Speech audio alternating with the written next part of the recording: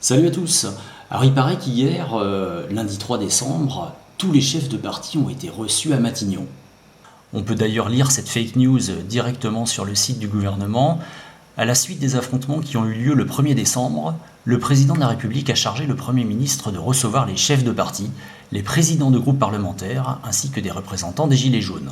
Et bien entendu, cette fausse information a été reprise en cœur par les médias de masse. Alors certains d'entre vous vont me dire, mais en quoi c'est une fausse information ? Et bien tout simplement parce que François Asselineau, le président de l'Union populaire républicaine, donc le parti dont le site est le plus consulté en France sur Internet, n'a pas été invité à cette petite sauterie.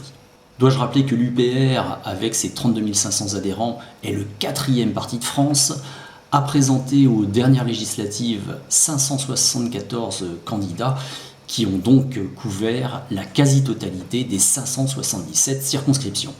Et pourtant, maintenant vous avez la preuve sous les yeux, ce gouvernement et les médias aux ordres, bien entendu, font comme si ce parti n'existait pas.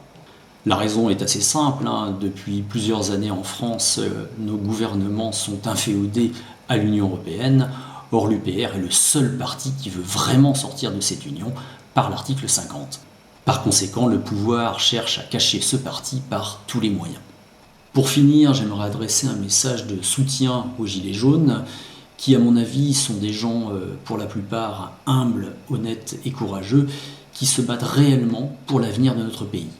Mais je tiens à leur rappeler que la plus grande partie des problèmes que nous rencontrons en France est directement liée à la perte de souveraineté de notre pays, qui découle directement de notre appartenance à l'Union européenne.